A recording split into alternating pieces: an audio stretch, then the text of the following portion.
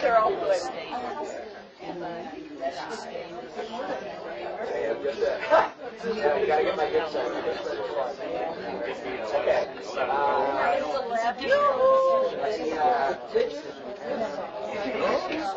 Depends on how fast. Ladies and gentlemen, we're ready to start.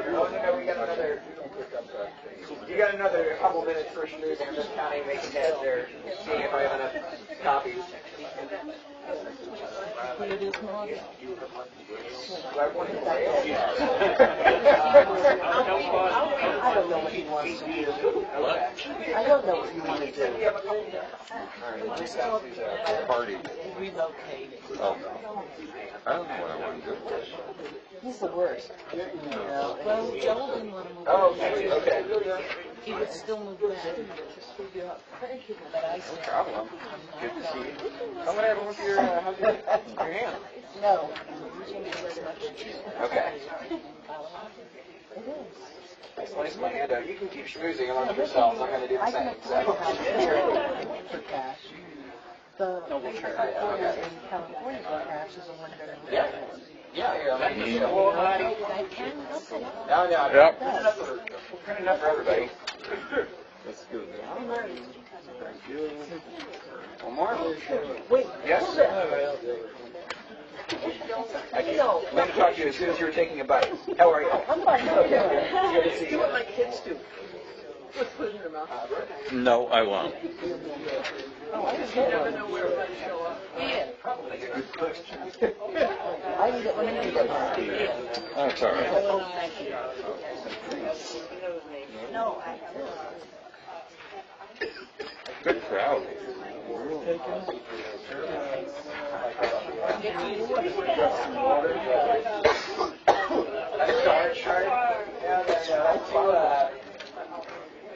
Not for my taste.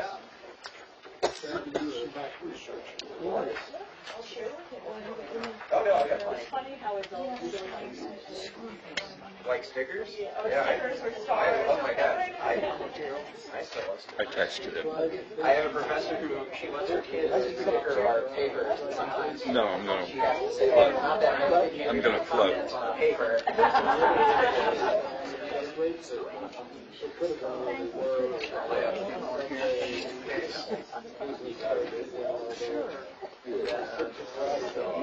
Marty, I leave these in the back so people can get more. Is that okay? Yeah. I'll put these over here and you're in charge of those. On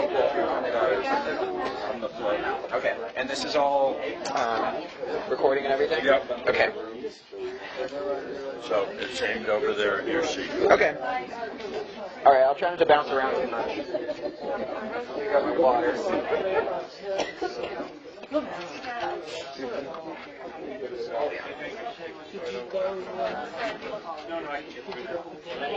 No, I was over with Carol. And that got me more stuff so that was fun. Great. That's what I call it. All right. I was just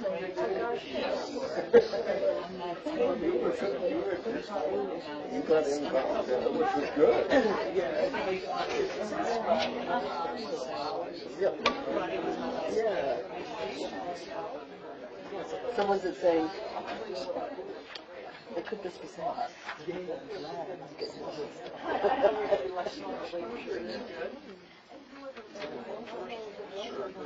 So what are they doing now? Three? When you go back by the test.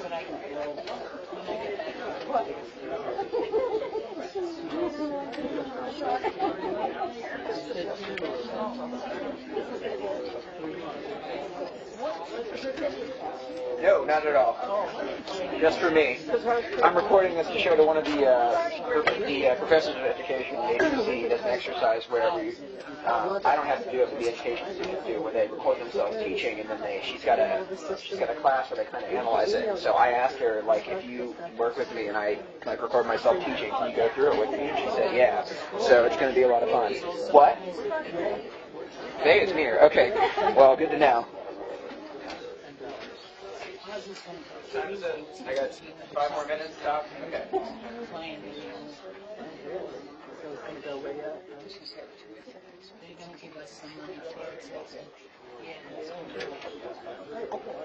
I like that because we're up here and we don't have all the doctors up here.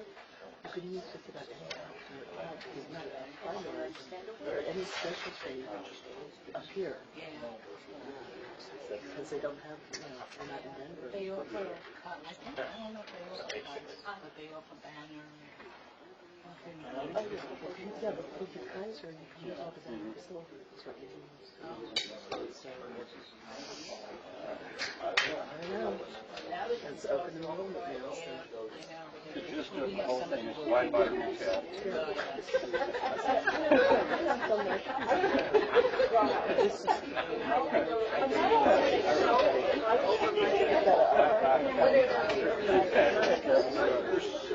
Someone who knows training. I don't know. I've heard it a million times. It's okay. I think everybody here knows a little more than I do. I don't know. Oh, you do? Yeah, what's the back address? Do you know what that is? CEIT address? No, okay. Who are you today? No?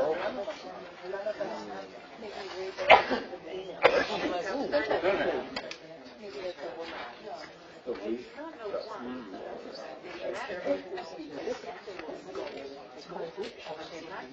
Oh, yeah. I've been working out with these. Maybe a Ray-Ban is cool. Oh, that's her? Oh, yeah.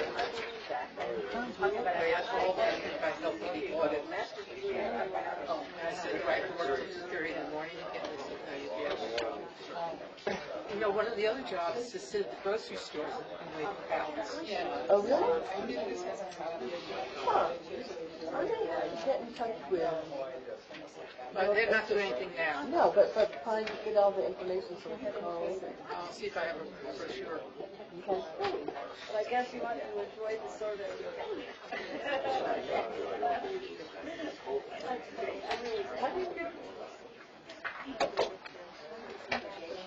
Then what is it? Yeah, no. That makes sense.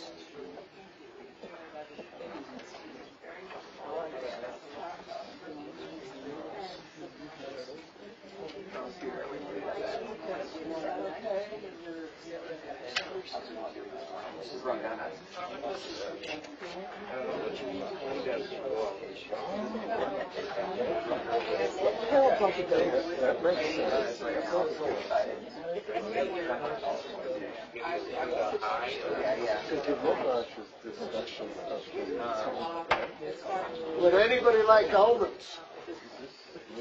Pass them around. Anyone wants almonds?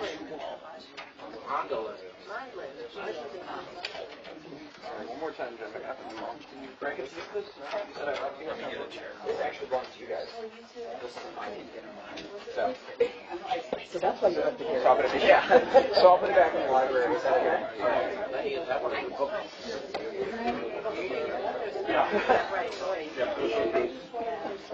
All right. Yeah, go for it. I'd like to say something before we begin. If you've got time today, after Ben's chat, go into the religious school room over here. You will see the wonderful bookcases that Marty built. And you will see the books now on the shelves that have been cataloged by Bernice. Carol and Chris yesterday put all the books on the shelves. And soon we'll be able to announce that we'll be accepting new books. But not right away because they've got to digest what they've got. But this is a tribute really to Gerald and Elaine because they started the whole thing.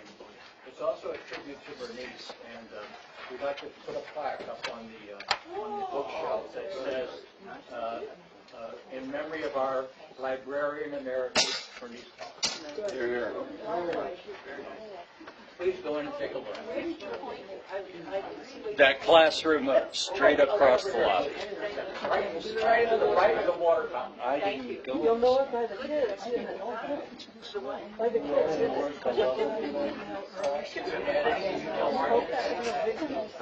Alright then. Marty, are we rolling?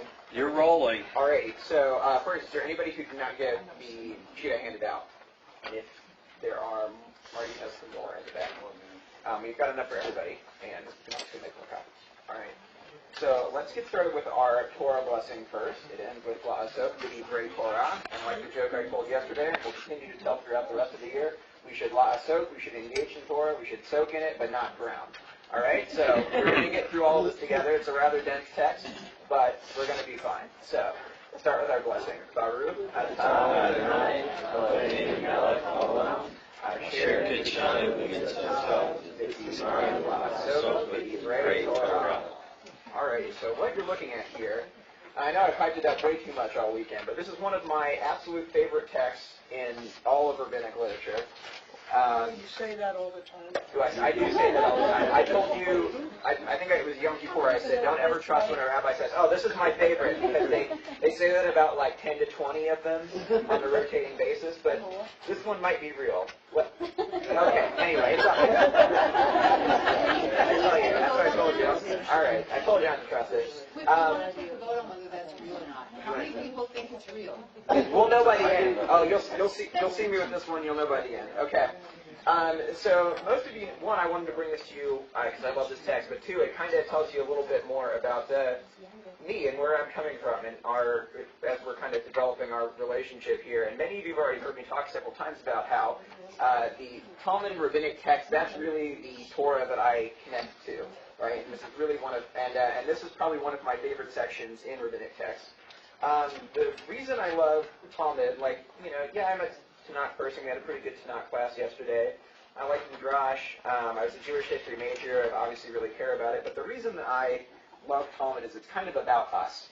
And it's very difficult if you're going to pick up the Tanakh to try to do Judaism.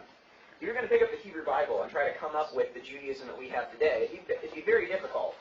But the Talmud is where we really get into the meat and potatoes of how is this Judaism thing going to work, especially after the destruction of the temple. And what I want to kind of show today is that the rabbinic enterprise, the thing the rabbis have always been trying to do, is really what we should be striving to do as Reformed Jews. And I think our goals are very much in line, but we just need to engage with these texts and kind of read them through our lens to really bring that connection out. So I don't want to, and also somebody could stop me when we've got like 15 minutes at the end. We end at 12:15, right? 12:15-ish? Okay, so somebody, give me a heads up when it's noon, just so I can gauge time where we're at. So one of the things I want to focus on is, later I want to do a class about really focusing in the usage and how exactly each of these kinds of Jewish literature work, but I really want to focus on the content of the story. So we're not going to get too much into how the Talmud works and when it was created, not like the last chat where I really into the history of Kabbalat Shabbat first before we started to talk about it, but really get into the meat and potatoes of the content of this text. And I also want to start doing a little bit of, we'll try it out, do a little bit of Habruta, of paired learning. So I'm going to give you a little bit of a section of text, and I know how we normally do is someone reads it out loud and I stop and start and jump in, but they kind of give you a little bit more sense of how the story fully develops, and they give you a chance to chat about it before we all talk about it as a group. So what I want to do is we're going to start with, everybody's looking at the sheet that says section 1. If you could turn to the people next to you, and we're going to take 7 minutes or so. I'll look at the watch. No one needs to worry about that. Read through this text to the people next to you. And I've got some questions at the bottom let me read those real quick. And these are the things I want us to think about during the story. And then we'll jump back in and we'll go through, read it all together. All right, so this section is about rabbis as students and teachers. And what I want to think about is who is the student that we're talking about here? And he's got some interesting motivations. What do you think is motivating the student to ask a question? How do we understand Rabban Gamliel's cryptic statement? Rabban Gamliel is one of the major rabbis. That's a typo. It's Rabbi Yehoshua who makes the cryptic statement. You're going to get to the cryptic statement, you'll see. That's what I'm talking about. And what do we learn from this section about what does it mean to be a good teacher, a good student, and a good colleague? So if you would like to take 5-7 minutes, talk amongst yourselves and people around you, and then I'll herd us all back together.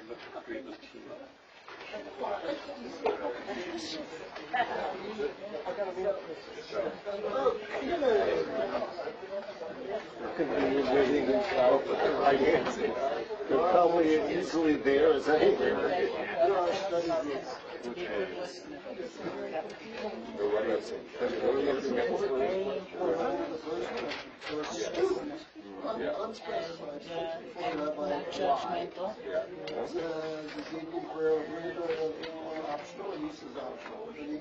For some reason, they won't accept you. Well, what is the student here? Yeah, what is it to be a good teacher?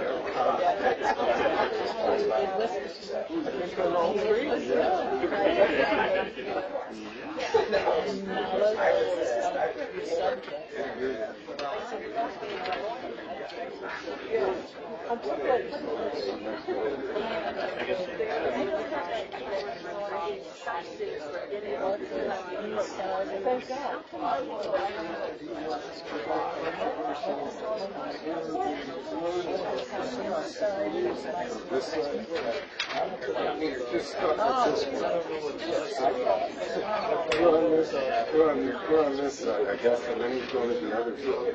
He's got a Rabbi Akiva here. He isn't mentioned. Oh, yeah, absolutely.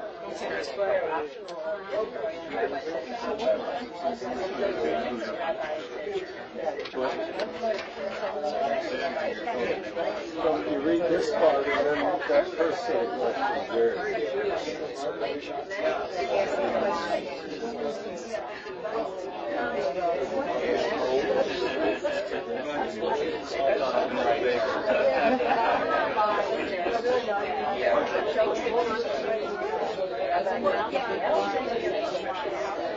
You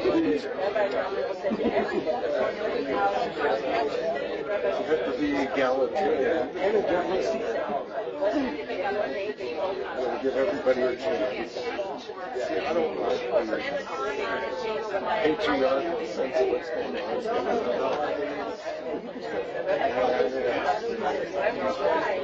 No. Oh. You mean the chat here? Oh. Alright, let's take 2 more minutes. It's okay if you're not done. We're going to read through it all together, too.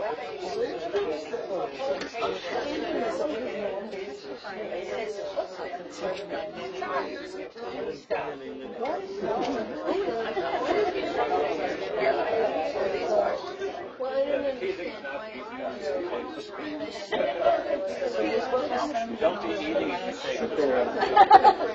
Dream of a place you like to go on vacation or something. Where is he living?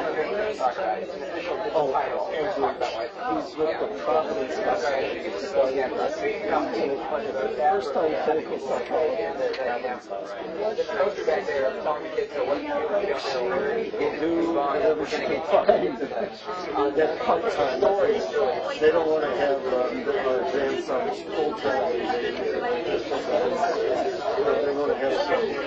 They're both very they both try to spend as much time as possible, but so they have to do that. When it starts work, it's going to be no man on the phone.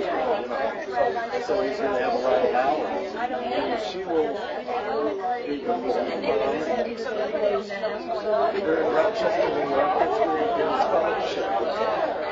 All right, so let's come back together and now that you've all been confused by the vocab I might have left out, then we had a question over here of like how some of the, the words and some of the vocab here. One, I didn't want to make it a very like vocab-heavy class, really just kind of focus on the story. I'm going to explain a little bit as we go through. Also, I can't remember, did I ever tell you guys the story of my the early Chinese thought class I took in college? I took this class in early Chinese thought, and I kept getting confused of like the names of Confucius' disciples. I mean, it's all in Chinese, right? I kept getting confused of who's that disciple, and then whose dad is that, and who's that. So I changed their names in my head to like Bob and Tom and Jim. But the problem is, when I came to the final, and I was like, Tim was a great student, but I can't tell him who Tim is. Anyway, so when you get tripped up on these names, know that one, it happens to all of us, but two, you can. I heard some people saying like Rabbi Y and Rabbi G. Totally fine with me. I'm a big fan of that. So anyway, so that's my story. Please don't tell them Bob and Tim because Is there a Rabbi Akiva up in here somewhere? up in here, in this story now. Not at this part. Oh, no. That's part two. Part two. You're jumping ahead. We'll get there though. No, I meant, okay, I don't know who that is because it wasn't referred to. Right. Okay, so let's read through the story together, and just like normal, be prepared for me to jump in and stop and start you there. But we'll get through a good chunk first. Who wants to start? Go ahead, Sherry. Our rabbis taught a story. A student came before Rabbi Yehoshua. That's it, right? Yehoshua? Yeah, sure. And said, Joshua. You can say Joshua. I'm going to say Bob. And said, No, that's going to confuse us later, I promise. Joshua, if you want. They said to Joshua, is the evening prayer optional or obligatory? Rabbi Josh said, optional. The same student came before Rabban Gamliel and said to him, is the evening prayer optional or obligatory? Rabban Gamliel said, obligatory. The student said, but didn't Rabbi Josh tell me optional? Rabban Gamliel said, wait until the masters of the shields enter the Beit Midrash. All right, so let's stop there. First, all right, so I'll be on to the situation. Student comes up to teacher Rabbi Josh and says, hey, tell me about this. What I want to emphasize here is that the question really doesn't matter. We're going to see very quickly in the story that the question gets thrown out right away. So don't get too hung up on it, but I will circle back around and talk about why this particular question kind of lends something to the story. So goes to Rabbi Josh and he says, optional or obligatory? And he says, optional. And then he goes to the second teacher, he says, same question. He says, obligatory. He says, but wait, teacher Josh over here told me the answer was something different. He says, wait until, and there's this phrase, the masters of the shields enter the Beit Midrash, get into the Rabbinic Academy. Wait until school the next day, and then I'm going to take care of this. So first question, well, I got a couple hands here. Let's go and bring up stuff you talked about in Roberta as well. I thought in traditional Judaism that when you do ask a rabbi a question, that you're supposed to accept that decision. That was first question. Right. I refer to that as the good old days. All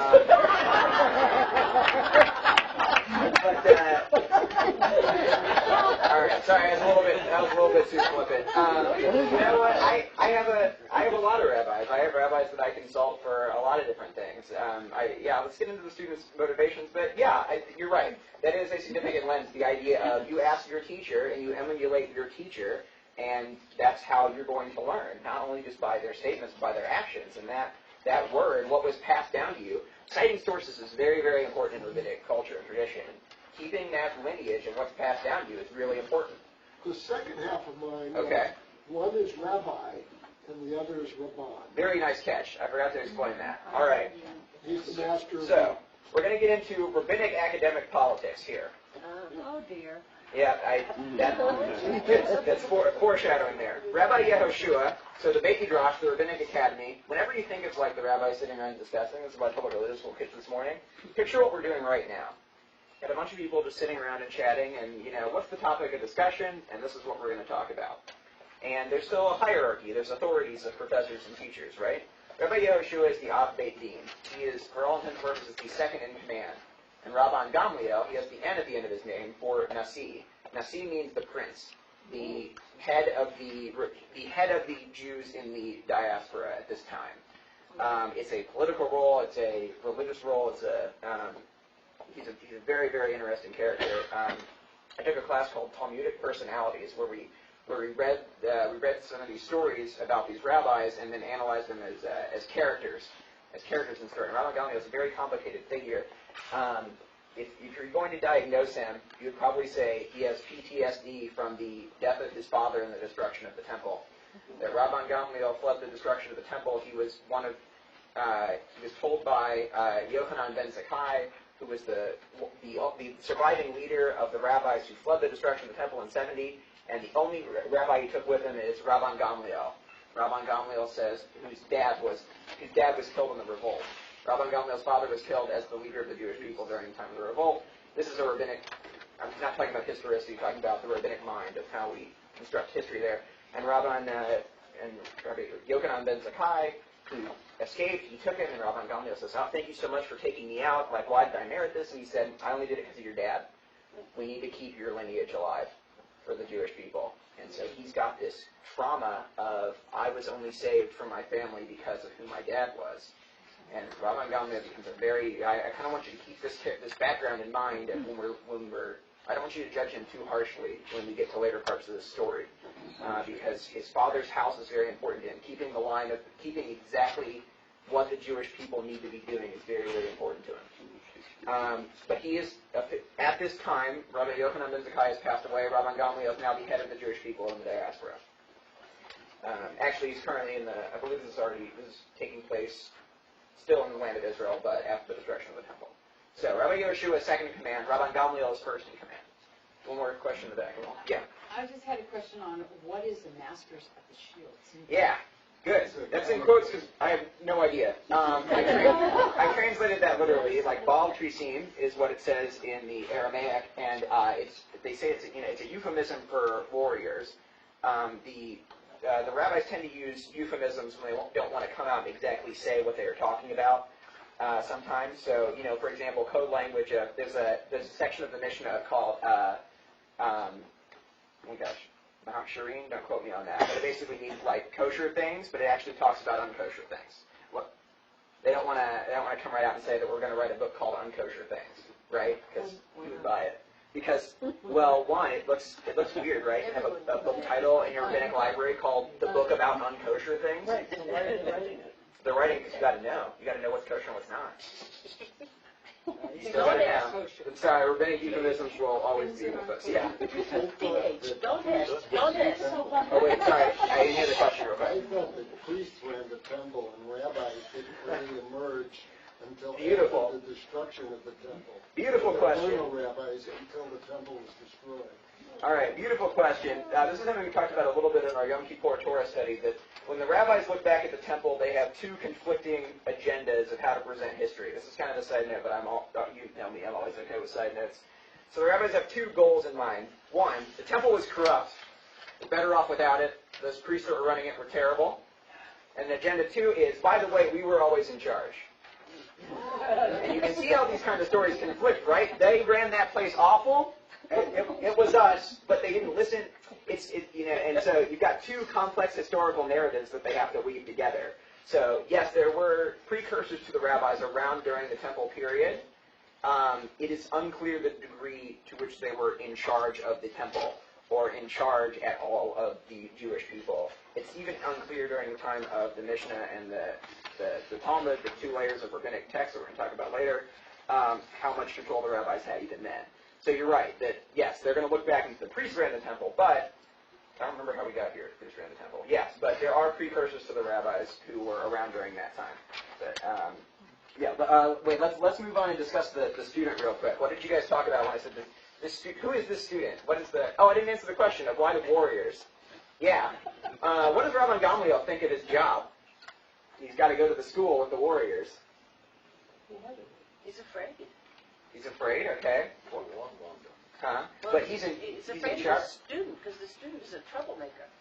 Okay, yeah. Let's start with the motivations of the student. You said the student's a troublemaker. Why is that? Well, he should have accepted the first answer, but he's mucking up the process here. Okay. By going to the other guy, like does he dislike both rabbis and wants to make trouble between them? Maybe he's a doubting Tom, and he wants a more specific answer. All right, keep going.